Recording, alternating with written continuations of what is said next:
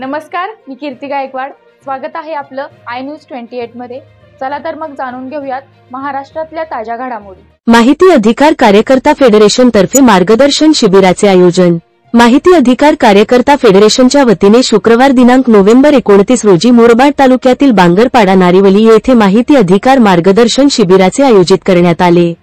या शिबिरामध्ये फेडरेशनचे अध्यक्ष माननीय श्री सुभाषजी बसवेकर साहेब यांनी माहिती अधिकाराचा उपयोग, त्याचा योग्य वापर तसेच जनतेच्या सदस्याचे निराकरण करण्यासाठी माहिती अधिकाराचे महत्त्व यावर सखोल मार्गदर्शन केले.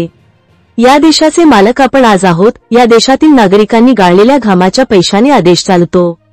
भावी पिढीला चांगले दिवस पाहण्यासाठी आज आपल्याला काम करावं लागेल असे ते आपल्या भाषणात म्हणाले. शिबिराला तालुक्यातील अनेक नागरिक, सामाजिक कार्यकर्ते आणि माहिती अधिकार कार्यकर्त्यांनी हजेरी लावली. श्री सुभाष बसवेकर यांनी उपस्थितांना कायद्यातील तरतुदी आणि त्याचा लोकशाही प्रक्रियेत कसा उपयोग करता येईल याबाबत मार्गदर्शन केले. कार्यक्रम यशस्वी करण्यासाठी फेडरेशनच्या सदस्यांनी विशेष परिश्रम घेतले. यावेळी ठाणे जिल्हाध्यक्ष माननीय शंकरजी वडवले साहेब, ठाणे जिल्हा कार्याध्यक्ष अशोकजी पडवळ साहेब, ठाणे जिल्हा उपाध्यक्ष माननीय संतोषजी गुडे साहेब, माननीय सौ योगिताताई शिर्के मुरबाड तालुका महिला अध्यक्ष, श्री दिलीप पवार साहेब मुरबाड तालुका अध्यक्ष, आयोजक संतोष बांगर व निलेश बांगर त्याचप्रमाणे फेडरेशनचे इतर सदस्य उपस्थित होते. इंडिया न्यूज 28 साठी संजय तलवडकर, शहापूर. मुख्य प्रतिनिधीची रिपोर्ट. ते विकत आणलेली त्या प्रत्येक पैशातला पै ना पै मधला काहीतरी हिस्सा सरकारकडे जाते आणि तिथं जे सगळ्यांकडून येणारे पैसे सरकारच्या तिजोरीत लाखो करोडो अब्जावधी जमतात. ते इथं निवडून गेलेले मंत्री संत्री लोक कसेही उधळतात, खातात, आपली घरं भरतात. ज्याला काल सायकलवर फिरत होता तो लगे आज 50 लाखाच्या गाडीत जाऊन फिरतो. ते 50 लाख कुठून येतात याचा आपण विचार केला पाहिजे की हे 50 लाख त्यानं भ्रष्टाचारातून केलेला आहे. आणि वर तुम्ही जर एखाद्या रेशन दुकानदाराकडे गेला, तुमच्या गावचे रेशन दुकानदार चांगले असतील बरं आणि आहेत चांगले असतील बरोबर, पण तू कोणत्याही रेशन दुकानदाराकडे तुम्ही गेला आणि म्हणला की दादा माझा किती माल आलाय, माझं 4 जणांचं कुटुंब आहे, माझं 5 जणांचं कुटुंब आहे, तर तो दुकानदार काय म्हणतो माहिती का, तू कोण विचारणार. तुम्ही शाळेमध्ये गेलात आणि तुम्ही शाळेत शिक्षक शिकवतच नाही, ते मोबाईलवर आपले रील बघत बसले आणि मुलं मात्र गोंधळ घालतायत.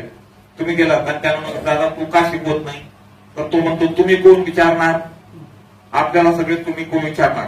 आता इथून पुढे आपण या माहिती अधिकाराचे सभासद झालेला आहे, त्याला म्हणायचं मी तुझा बाप विचारणार. त्याला म्हणायचं मी तुझा बाप विचारणार. आता आपण सामान्य माणूस नाही, कॉमन मॅन नाही. आता आम्ही शिकलेले, सवरलेले, कायदा माहीत असणारे आणि इथून पुढेही कायदा माहीत होऊ घेणारे आम्ही सगळे या देशातले जागरूक नागरिक आहोत. आज मी तुम्हाला इथं बसलेल्या सगळ्यांना मी आज जाहीर करून टाकलं, मी पदवी देऊन टाकली, तुम्ही सगळे जागरूक नागरिक. आणि जर कुणी म्हटलं की तू हे असं काय विचारतो, तर त्यांना म्हणायचं मी तुझा बाप आहे म्हणून विचारतो आणि मला संसदेनं या देशातल्या सगळ्यात मोठ्या कायदा करणाऱ्या यंत्रणेनं मला हे अधिकार दिले की मी तुला कोणतीही गोष्ट विचारू शकतो आणि मी ती तुला विचारणार आहे. हा कायदा जेव्हा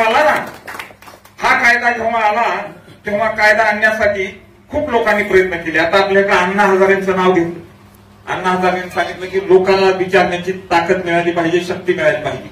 तुम्ही रस्त्यामध्ये खाता, तुम्ही अगदी शाळेमधल्या खिचडीमध्ये खाता, तुम्ही रेशनमध्ये खाता, तुम्ही शेतकऱ्यांना मिळणाऱ्या सबसिडीमध्ये खाता, तुम्ही शेतकऱ्याचा इन्शुरन्स भरणारे शेतकरी इन्शुरन्स भरतात, इन्शुरन्स भरण्याच्या कंपन्या गब्बर होतात, शेतकऱ्याला काही मिळत नाही. तुम्ही इन्शुरन्स मध्ये खाता.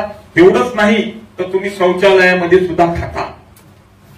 तुम्ही जर सगळे खात असाल सगळीकडे, तर तुम्ही जे खाता ना तर तुमच्या खाण्यावर आता आमचं लक्ष राहणार आहे.